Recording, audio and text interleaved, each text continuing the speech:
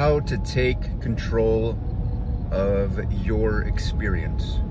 In my spiritual practice, we say that we are gods. You are a god, I am a god. Everyone walking around is the dreamer of this dream. Hey all, I am Victory. I help provide insight to empower, and I wanted to talk to you about something that came to mind just now of seasoned meditators versus, or not versus, but to compare and contrast with the normal everyday person. Now, the normal everyday person thinks their thoughts and feels their feelings in a way that is something like on autopilot. For the seasoned meditator, what happens is that thoughts come in, both good and bad, or effective, ineffective, comfortable, uncomfortable. And for any other person, this is how we create our own hell. We create our own dark age within our life. This is to say that, well, for me personally as well, when I was growing up, there was a lot of programming, a lot of beliefs around my self-worth, and whenever there was a stream of consciousness or thoughts that were coming in, and let's say they were unwelcome or self-berating, well, I was taking that as something that was true inherently. Thoughts would come in, and you know, it was about, let's say, like the one that's kind of in my mind right now is like thoughts about like the government or conspiracy theories was like a huge one. And so I would get all worked up about all the injustice and the corruption.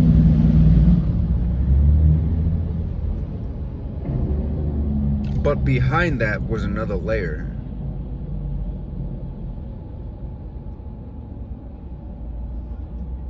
When we get deeper into the meditation practice, into simply observing what is and how it is, not simply physical, like the physical surroundings and environment, rather, switch lanes here, rather the content of thought and emotion. So before, I would think these thoughts and just be so worked up, so attached to them, because the thoughts were sensational. What I realize now, years later, is that there was a lot of sensation in my body. There was a lot of trauma, and trauma, if you know, is a very charged sensation that lives in the body. And the more of it we carry, the more of it our mind reads that charge. That's all the mind, like people take pride in having a strong mind, or being, I don't know, like how much they can think. To me, all the mind does is narrate the emotion, the present moment. It's something that simply gets in the way. Really, it's like an analyzer, and really not much more than that. I used to be one of those people who like took pride in all the awesome, tasty, deep thoughts that I would have, and it was just mental masturbation, really. What I've realized, and what's like come to me, is like how there's this plane or dimension, or yeah, like a dimension of life and reality In my spiritual practice, we would call it the causal plane. This is where ideas come from. In Japanese, there's the word satori, which is like an insight. It's a moment, a flash of insight, where for like a second you are enlightened. You are enlightened, right? Like light or awareness comes in, or you feel it, and then it's gone. Something like that. Paraphrasing. But like as soon as it's something that comes in, it's not something that we work to or get to, kind of. It's not something that you think, right? Because a lot of thinking is just going in circles, and it's only when we let go of the thoughts that we make space for, I don't know, like deeper, better, higher quality thoughts. Albert Einstein was like, he said, you can't solve a problem from the same level of thinking that created it.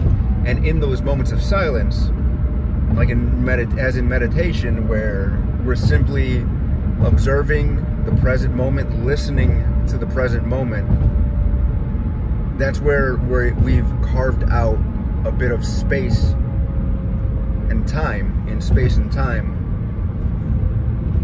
to receive. Nikola Tesla says, or said, his mind or his brain or something is simply a receiver for the knowledge of the universe. But thinking, or being behind thinking, or getting attached to the thought as if you're the one thinking them rather than the one observing or listening to them, that's where the receiver gets clouded.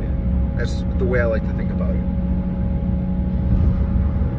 So whenever I do have a thought as addicting as they once were, or as good as they may feel, most of the time I just redirect that energy. Instead of putting that energy into thinking or allowing the thoughts to take up space,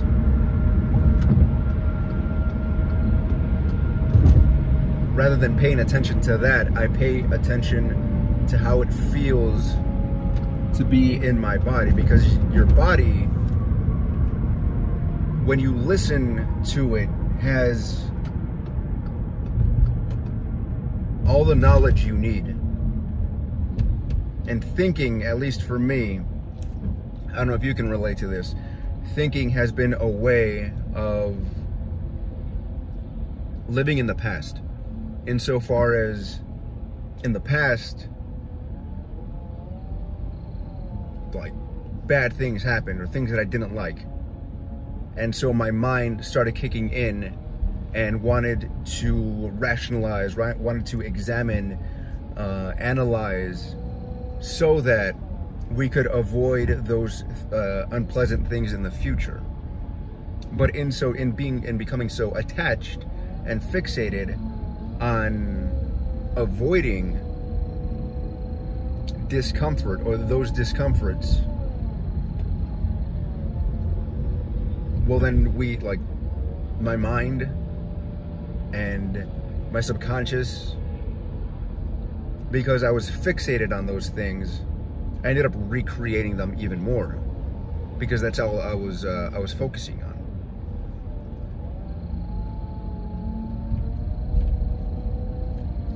So I wonder how this resonates with you, and how you, what is your relationship like with your thoughts and your mind? Is it friendly? Is it kind? Is it unkind? Is it annoying or frustrating? What do you feel about the idea that maybe your mind is simply narrating your experience and how you're relating to your experience, how you feel about it? Let me know in the comments below. Like, subscribe, share if you feel so inclined. Love you. Peace.